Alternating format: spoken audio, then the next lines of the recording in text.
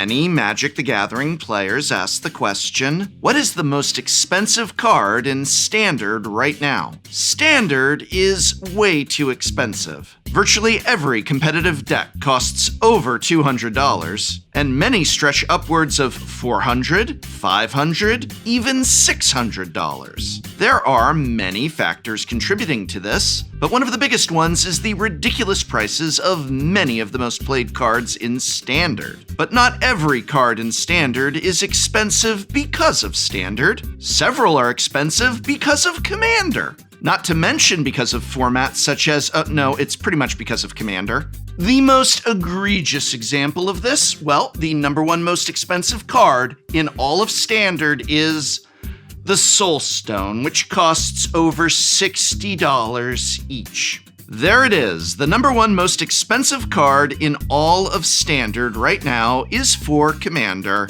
and it's from Spider-Man, one of the best-selling Magic the Gathering sets of all time. A playset would run you around $250, but don't worry, you only need one copy for your Commander deck. Stop! Before you turn this video off, I am not going to talk about the Soul Stone. You already know everything you need to know about the Soul Stone. It costs way more than any one card from a recent set should, and if you're running Black in Commander, you probably need to run a copy in your 99. I'm sure we will soon be getting the other stones in our many upcoming Marvel sets, and I'm sure for each of them you'll need to run them in order to optimize your Commander deck, but that is not what this video is about. In this video, I am going to talk about the 10 most expensive cards in Standard, as of the time of recording, that have nothing to do with Thanos. Some are expensive because of Standard, some because of Commander, and some just for the lulz. But there are a lot of surprising cards on this list, especially towards the top half. And interestingly, only about half of the cards on the list see much, if any, Standard play. So can you guess what the most expensive cards in Standard that aren't the Soul Stone are? Type out your guesses in the comments below and see how right or wrong you are as we begin. Oh, and real fast, many Magic the Gathering players ask the question, why am I so tired all the time? I mean, you're just stressed because you're bad at Magic and you sleep on a bad mattress. And I can't help you with the bad at Magic part. I mean, I can totally help you with the bad at Magic part. Be sure to like and subscribe to Tolarian Community College for magic tips and tricks. But I can also definitely help you with the better mattress part by recommending a better night's sleep with Helix Sleep, sponsor of this video. You know, March is National Sleep Awareness Month, and with Helix's help, now is a perfect time to celebrate and up your sleep game. Think of it like spring cleaning, but for your back. Getting rid of your old mattress also gets rid of all kinds of pesky allergens like dust mites, which will let you get a fuller, deeper, and healthier sleep and help you to start the day with less stress, a better mood, and more brain power for those many games of Magic the Gathering you're going to play. With over 20 mattress designs to choose from, not to mention an amazing selection of mattress toppers, which are perfect for upgrading your sleep on a budget, Helix has something for everyone. Best of all, it's delivered straight to your door in a hassle-free box, making setting up a breeze. Plus, with Helix's 120-night sleep trial, you'll have plenty of time to decide if your new mattress is right for you. It even has a lifetime warranty, so you know you'll always be in good hands, cushions. I've been a big fan of my Helix mattress for years. Yeah, I sleep on a Helix mattress, and I can always count on it to help me get a head start on my day, waking up rested and sharp. And now you can too. So, you know, while I can't teach you how to know which player you should swing your whole board out on in Commander, I can teach you that. Just watch our threat assessment video, like and subscribe. I can help you towards a better sleep and better focus with just a click with Helix Sleep. Just go to helixsleep.com/Tolarian to take advantage of their Sleep Week sale exclusive partner offer and get 27% off site-wide. Links in the video description, or just scan the QR code. A better night's sleep and maybe better Magic gameplay? Thank you, Helix Sleep, for sponsoring. So what are the most expensive cards in Standard right now? Well, number 10 on our list is keeping the other 9 cards of the list safe from the Fire Nation. It's Walls of Ba Sing Se, an 8-mana 0/30 with Defender that gives your other permanents indestructible, but that crucially does not have indestructible itself. This card comes to Standard from the recent Avatar: The Last Airbender set and currently costs $33. So who would win in a fight? The walls of the Earth Kingdom capital or one rude little caterpillar? Joking aside, this is actually one of the most successful flavor wins in the set if you're familiar with the show. The walls of Ba Sing Se protect the sprawling streets of Ba Sing Se, but the moment the wall is breached, the city is unprotected from Azula and her guile. And just why is Walls of Ba Sing Se a $33 card? Well, I honestly don't know. The card is not good. It's an 8-mana protection spell that dies to nearly every spot removal spell that's commonly played in Commander. It could literally be turned into an ape for 1 mana. The only deck it's remotely playable in is a Toughness Matters deck like Arcades or Duran. Honestly, I think the reason Walls of Ba Sing Se is expensive is literally just that it's a meme. It's why Spanish language copies of Inquisition of Kozilek cost more than their English counterparts. People think it's funny, so it has value. It certainly isn't worth its price from any kind of gameplay utility. Normally, I'm a firm believer that cards should not be this expensive, especially just for their base printing. You know this, I talk about this all the time, but with the Walls of Ba Sing Se specifically, I don't know, I think the high price tag contributes to the overall story of the card from a kind of flavor perspective. The overvaluing of a totally useless 8-mana wall is essentially the same as the Earth Kingdom's over-reliance on the wall for its defenses. The card's purpose is literally to be overpriced. This card and its price tag are basically a work of art. You know what? I'm gonna say it. I love it. Moving along, the 9th card on our list is also the first Standard playable card on the list, though the card is probably better in Commander. It's Elspeth, Stormslayer, the 5-mana anointed procession on a planeswalker, currently costing $34. Elspeth is an exceptionally powerful token booster, not just in Commander, where that sort of thing always carries a hefty price tag, but in Standard as well. Elspeth's main use case in Standard is in Azorius-controlled decks, where she functions as a way to close out games in an archetype that often struggles to do so. She's also occasionally played in green-white go-wide decks, but with Standard's power level as high as it is now, those sorts of decks don't see much play anymore. Elspeth is currently a $34 card, and I expect that price to remain relatively stable. It'll be years before the card rotates from Standard, and even when it does, it's still one of the best white planeswalkers in all of Commander. Number 8 on our list is the first card to be totally irrelevant to Commander. It's also the card I'm sure most of you will have already guessed. It's Quantum Riddler, the $36 mythic from Edge of Eternities. Riddler is a 5-mana 4/6 with flying that can also be warped for 2 mana. Not only does the Riddler itself draw you a card when it enters, and sometimes 2, but it is a card that rewards you for doing one of the best things you can do in Standard. Empty your hand by casting cheap spells that impact the board to keep that extra card draw mode on the Riddler turned on. Quantum Riddler is one of the most important cards in the current Standard metagame, but it's also good in non-rotating formats. Modern is the best example of this, where Riddler forms the backbone of the Jeskai Blink archetype for its ability to be warped for 2 mana and then blinked back to the battlefield with either Ephemerate or Philia, Exuberant Shepherd. I actually highlighted Quantum Riddler as my top pick for Modern in Edge of Eternities because of this interaction with Ephemerate. It's an excellent card, an unsurprising inclusion on this list of the most expensive cards currently in Standard. Number 7 on the list hails from the plane of Murders of Karlov Manor. It's Delny, Streetwise Lookout. Delny costs $37 as of the time of this recording, and it's not because of Standard. Delny is a powerful mono-white commander for little guy strategies. Mono-white's bread and butter. Delny was my pick for best commander in a set full of great commanders, and its price has borne that prediction true. They've been varying levels of expensive for their entire Standard legality. The cheapest they got was $13 around the time of Modern Horizons 3, but since Bloomborough, they've been on a steady climb up to its current price. Delny is perfectly suited to Commander, where they serve as a low-cost, unassuming general that empowers the rest of the creatures in your deck, while Delny just sits in play looking around. Excellent storytelling through game design. In Standard, however, Delny is too unassuming to have much impact on the format.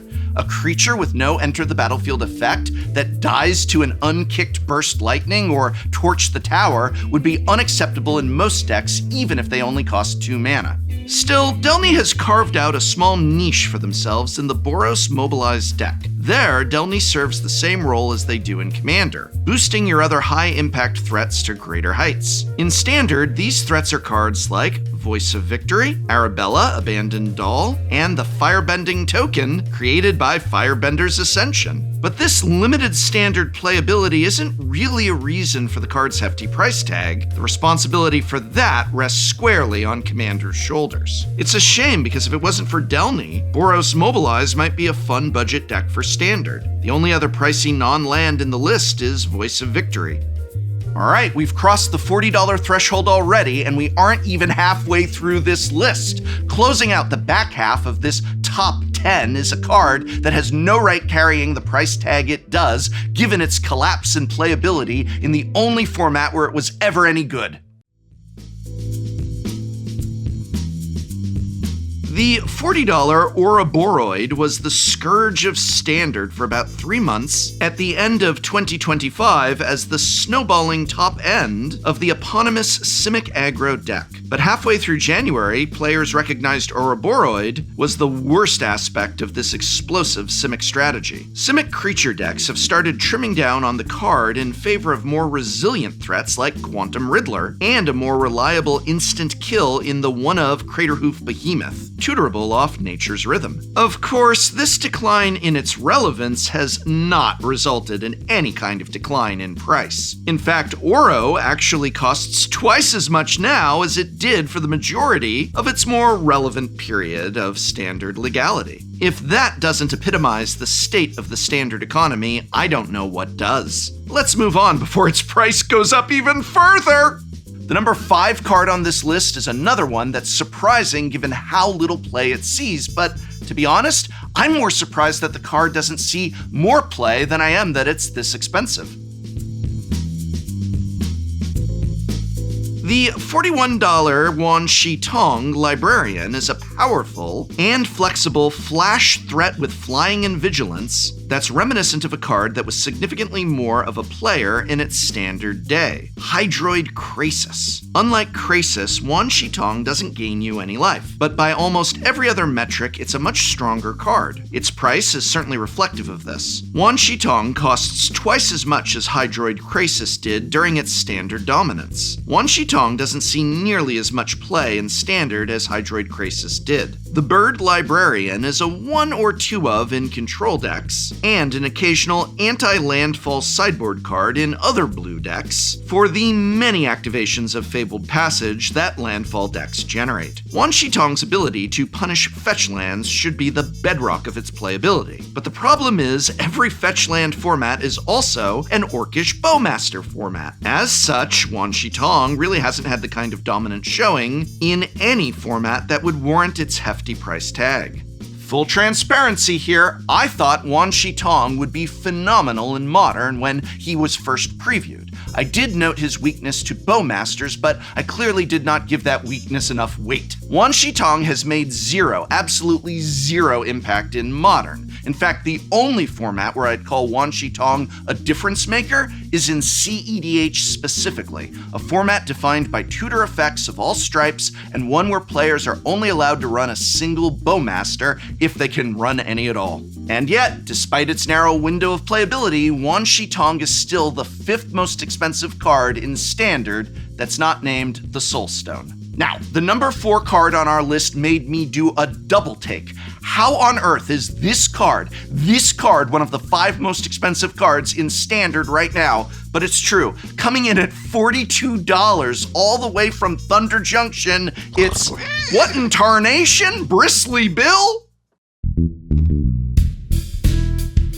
Remember Bristly Bill? This 2-mana mythic legend from a set jam-packed with legends is a powerful landfall card whether he's in the command zone or the 99. Whenever you trigger landfall with Bill in play, put a +1/+1 counter on target creature. That's a powerful ability in and of itself, but you can also pay 5 to double the +1/+1 counters on all your creatures. While Bill's primary demand does come from Commander, he's still poked his way into constructed deck lists from time to time. In Modern, some Bant Nadu players included a couple copies of Bill in their deck to benefit of the many landfall triggers that the Nadu combo generates. In Standard, Bill will occasionally show up in green landfall decks for redundancy to the many other creatures in the list that translate land drops into power and toughness boosts. But honestly, in the context of that deck, Bill is outclassed by other, more resilient options, such as Earthbender Ascension and Mightform Harmonizer. Commander is certainly known for making a random mythic from a set from 2 years ago expensive, and that's largely what's going on with Bristly Bill. But the problem is exacerbated due to the poor performance of Outlaws at Thunder Junction. As one of the very few chase cards in a set that did not get opened very much, relative to most standard sets, the Living Cactus's price is inflated from what it would have been in a different set. The only 2 other cards from Thunder Junction worth more than $10 are the $28 Terror of the Peaks. Wait a sec, there was a cowboy dragon? Huh. And the $10 Insatiable Avarice. No matter what though, Bill would still be expensive. Just look at the very similar Scythecat Cub from Foundation's Jumpstart, which has also remained a $40 card since its release. Players love landfall cards, and they especially love good landfall cards. Number 3 on our list is perhaps the least surprising, but it is a little surprising considering just how many unique printings this card has had over its 14-year tenure in Magic. That's right, number 3 is Cavern of Souls, one of the most powerful lands ever printed, currently sitting at $46 for its Lost Caverns of Ixalan edition. There are literally 15 printings of Cavern, not counting the neon promos from Lost Caverns of Ixalan, or the serialized Paths of the Dead version from Lord of the Rings Commander that I totally forgot existed until reading the words in this script. Wow, there really are a lot of versions of this card.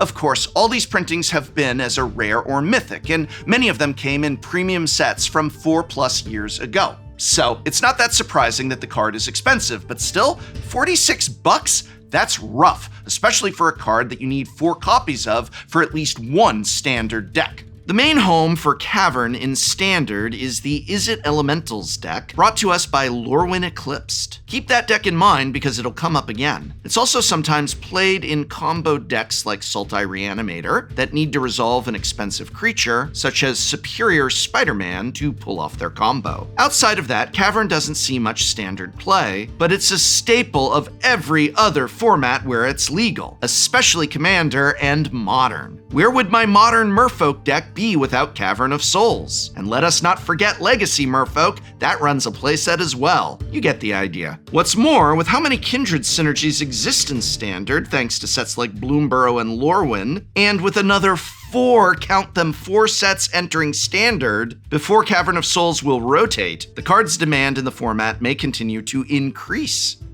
All right, we've crossed the $50 threshold with still 2 more cards left to go. What are those 2 cards? Well, the second most expensive non-Thanos card in Standard is Badger Mole Cub. Badger Mole Cub costs $53. Moving on, and now, here we are at the number 1 most expensive card in Standard that isn't the Soul Stone. This one is nearly tied with Badger Mole Cub. I'm honestly shocked, but this is what happens when a fantastic Commander card suddenly becomes good in Standard. Roaming Throne, the ultra-flexible Kindred card from Lost Caverns of Ixalan, sits atop a throne of its own at $54 for a single card. But it wasn't always like this. The 4/4 for 4 spent its entire tenure in Standard, holding steady in the mid-$30 range for its utility in Commander. It was utterly unplayable in Standard or any other format besides Commander. That is, until the release of Lorwyn Eclipsed, but I'm getting ahead of myself.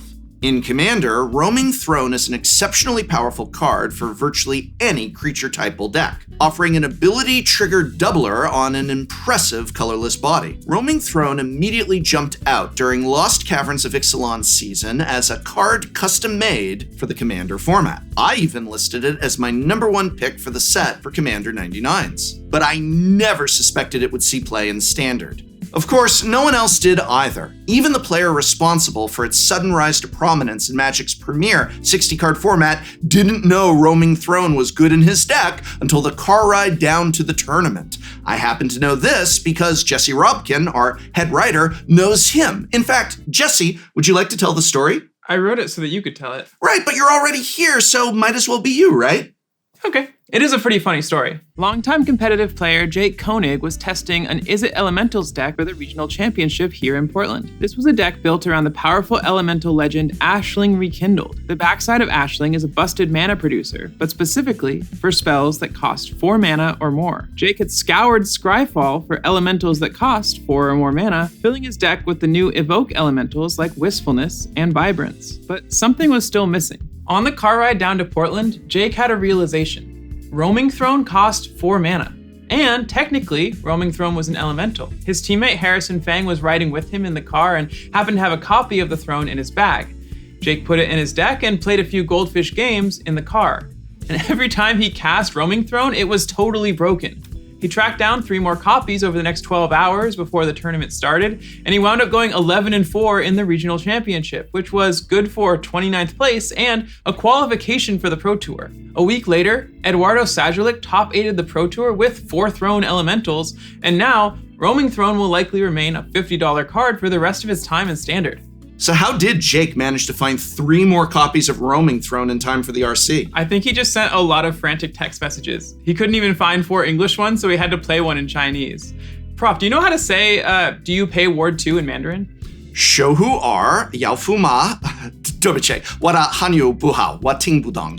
Anyway, all that is to say, the next time you try to buy a Roaming Throne and you have to pay $50 for it, you can blame Jake Koenig specifically. His home address is All right. That's enough. This is why I don't have you on camera more often. You're about to dox someone. Roaming Throne is a testament to how fast the demand for an existing card can change with the release of a new set. There are tons of standard legal commander cards in the $20 to $30 range that see no play in Standard. But all it takes is a single set to turn a $20 card into a $40 one. And then suddenly you need 4 copies instead of just 1.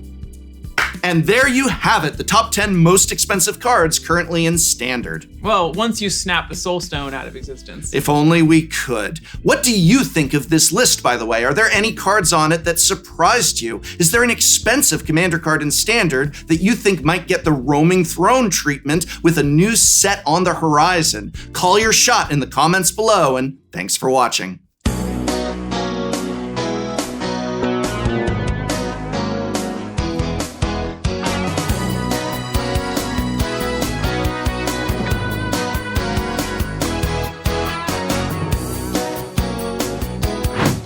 Next time on Shuffle Up and Play.